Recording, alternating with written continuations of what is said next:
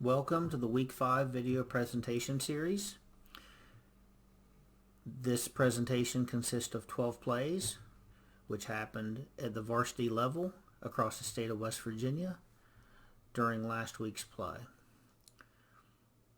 Hopefully everyone will learn something from this, share these plays in your local association meetings, and discuss amongst your crew in your pregame, as these plays are meant to be learning experiences for everybody as we can all get better at what we do.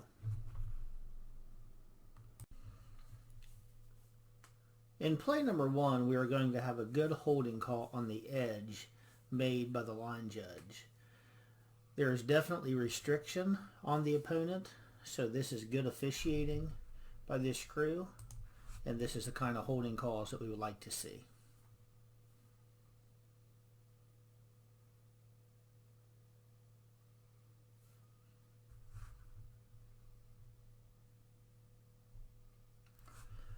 You're going to see there at the hash mark, you're going to see the player in the black uniform being restricted by the offensive player. Line judge throws a flag but continues to officiate the play.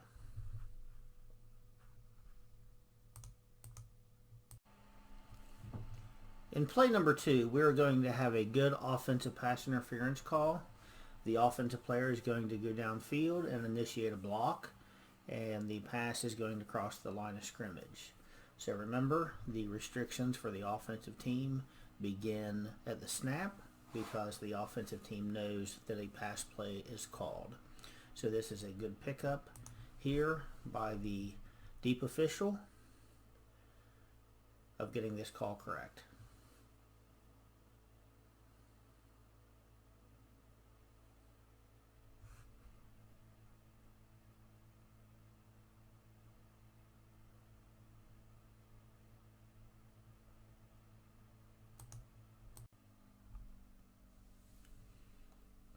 In play number 3, intentional grounding needs to be called here. The player is not outside the lateral boundary of the free blocking zone at any time during the play, and he is throwing this ball away to avoid a loss of yardage. So this would be intentional grounding, which would be a spot foul, the yard line on which the player throws the illegal forward pass, and it would carry a 5-yard and loss of down provision.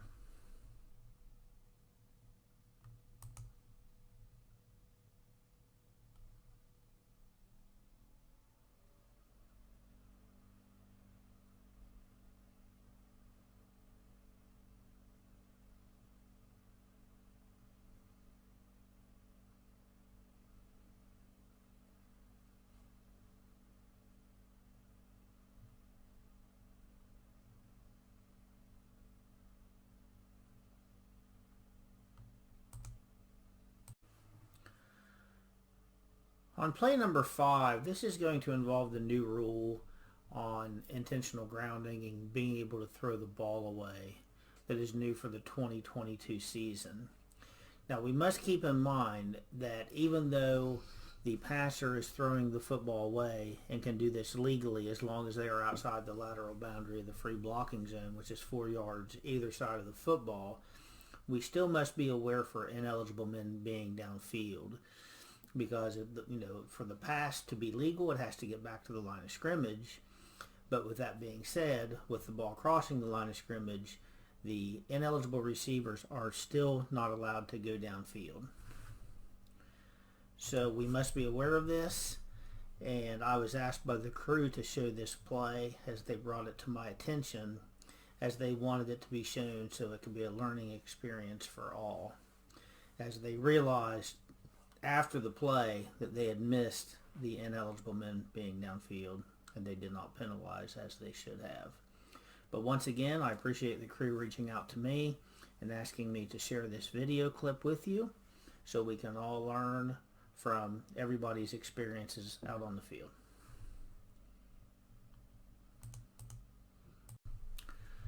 I do apologize, as the previous play was play 4. On play number 5, we must ask ourselves, how do we get accurate forward progress spots? And this is a great example of a play where cross-field mechanics are needed. And what cross-field mechanics are is where the opposite wing can have a good look at the forward progress spot when the covering wing official might be out of position due to letting the play go by him or maybe being blocked out for some reason or another. So this is a good example here. As we watch this play develop, you're going to see the play come toward the line judge's side of the field, and the ball carrier is going to be stopped at around the 37-yard line is where his forward progress is stopped, where the defender makes contact there, and he is held and controlled and being pushed backward. So the 36 to 37-yard line is the forward progress spot. Now, when I pause it here, if you note, the linesman using cross-field mechanics has a really good spot on this, as he is right on the 37. However, they spot the ball back at the 39-yard line on the change of possession, which is where the ball carrier actually fell down. So talk about this amongst your crew. A lot of times the umpire on this situation can also help get this forward progress spot accurately. So just something to discuss in your pregame and at your local association meetings. On play number 6, we are going to have a field goal attempt that gets blocked. In last week's video presentation, we had a field goal attempt get blocked where the officials blew the play dead once the ball was blocked, probably confusing it with a try for point by kick. However, a field goal attempt is a scrimmage kick treated just like a punt. So if the ball would get blocked, this ball will remain live, and it can be advanced by the receiving team when they gain possession of it in the field of play, and it can also be advanced by the kicking team members as long as they gain possession of the football in or behind the line of scrimmage. So we want to communicate this as a crew of officials prior to the snap, that if it would get blocked, the ball will remain live. And on this play, the ball does get blocked, and the ball goes down to around the 8-yard line of the receiving team, and the receivers pick the ball up, and they advance it up to about the 38-yard line. So nice job here by the officiating crew, letting this play out.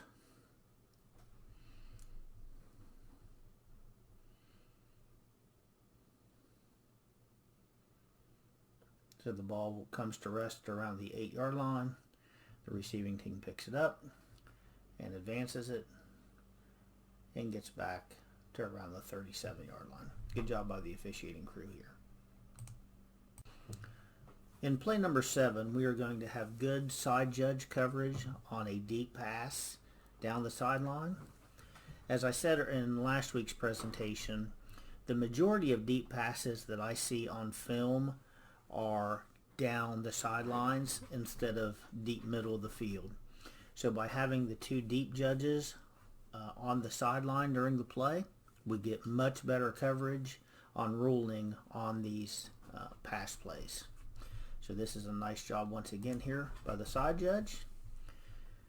And by being deep sideline on his initial position, he is in great position to rule on a catch, no catch on this play.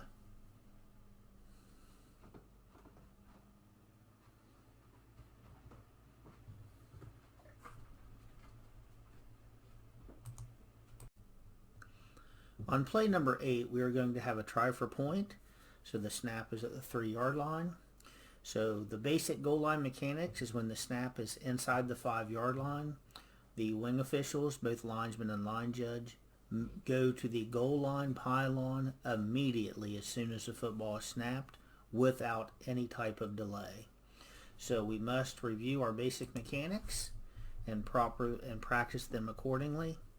As you will see here, when the snap occurs, the linesman does not move from his position, and he should have gone to the pylon on the snap of the football to rule on the goal line.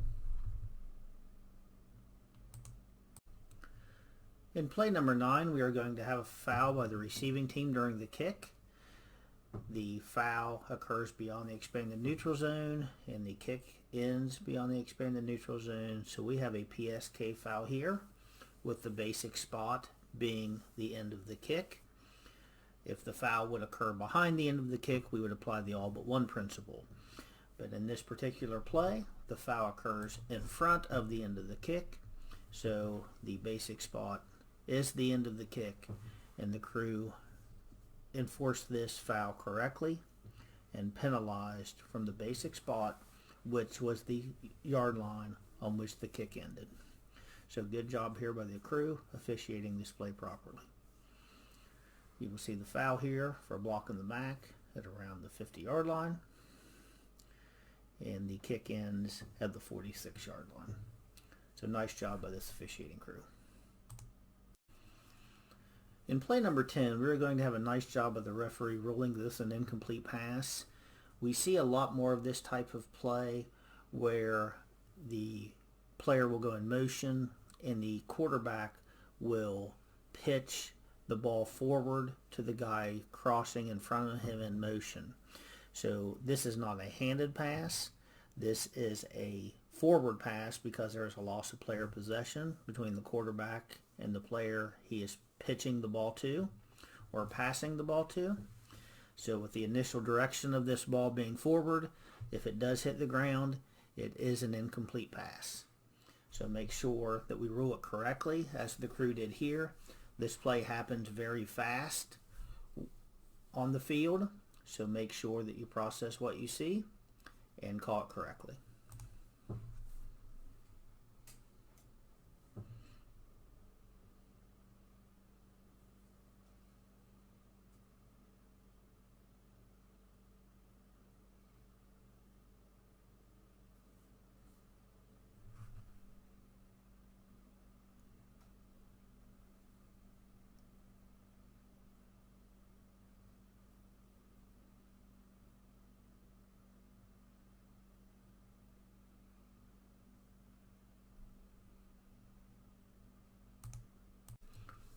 In play number 11, we are going to have an example of nice hustle by the referee. This is what we want to see. This is a 5-man crew, but we want the referee to flow with the play. We want him to hustle, but we don't want him to hurry. And this is a great example of how it should be done properly.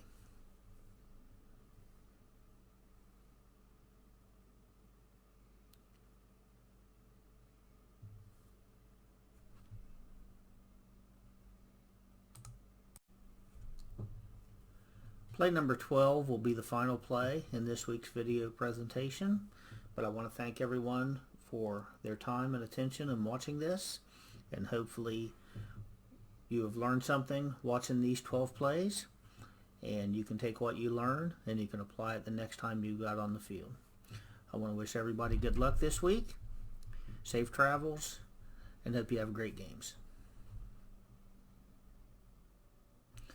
In this play, we're going to have a good pickup by the wing officials and the referee as the quarterback tries to pitch the ball, but his knee is on the ground before he makes the pitch.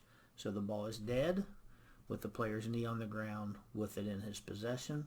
So good job here by the officiating crew of picking this up.